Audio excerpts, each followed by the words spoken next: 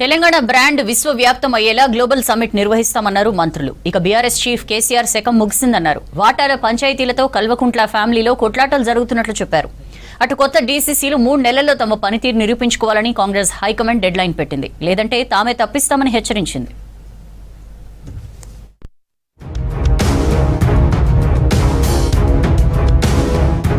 ప్రజాపాలన 2 ఏళ్లు పూర్తయిన సందర్భంగా సీఎం రేవంత్ జిల్లాలో పర్యటిస్తున్నారు.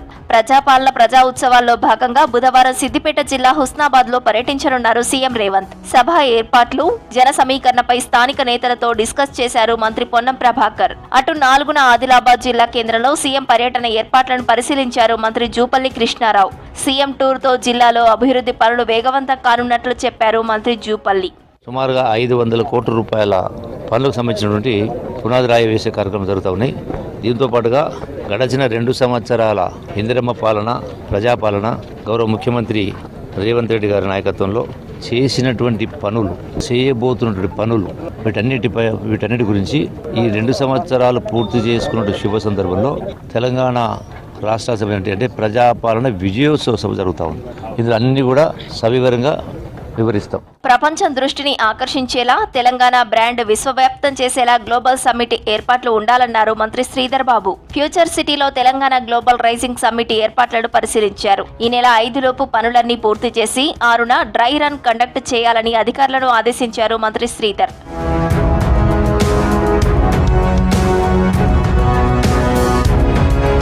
బీఆర్ఎస్ చీఫ్ మాజీ సీఎం కేసీఆర్ శకం ముగిసిందన్నారు పీసీసీ చీఫ్ మహేష్ కుమార్ గౌడ్. వాటాల పంచాయతీల తేడాతో కేసీఆర్ ఫ్యామిలీలో కొట్లాట జరుగుతుందన్నారు.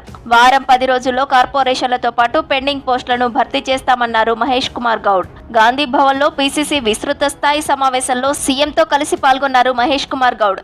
మనం పని చేసుకుంటూ పోతే ఎవరొకరు పెద్దరు మన సర్వీస్ గుర్తిస్తా పోతారు, ఎక్కడో చోట రీస్ట్ అవుతా పోతుంది.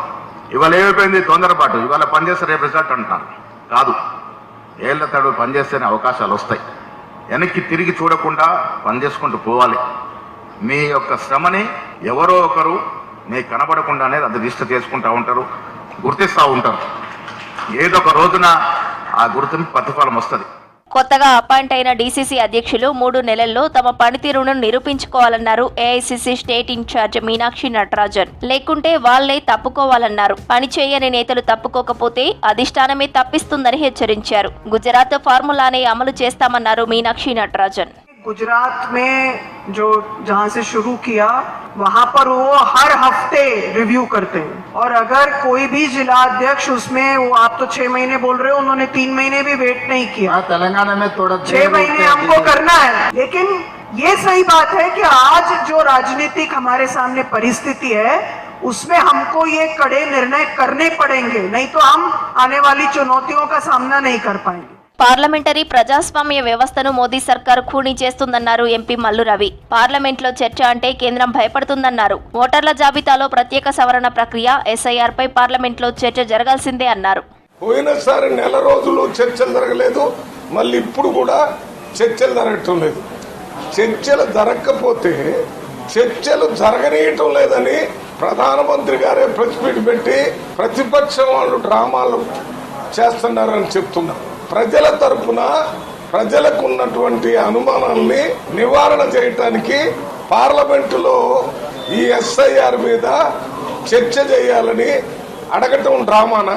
తెలంగాణ రాజ్ భవన్ పేరును లోక్ భవన్ గా మారుస్తూ రాష్ట్ర ప్రభుత్వం నోటిఫికేషన్ జారీ చేసింది. వలసవాద వాసనలు తుడిచిపెట్టేందుకే రాజ్ భవన్, రాజ్ నివాస్ పేర్లను లోక్ భవన్, లోక్ నివాసులుగా మార్చాలని ఇటీవల కేంద్ర హోంశాఖ అన్ని రాష్ట్రాలకు లేఖ రాసింది. ఈ మేరకు రాష్ట్ర ప్రభుత్వం నిర్ణయం తీసుకుంది.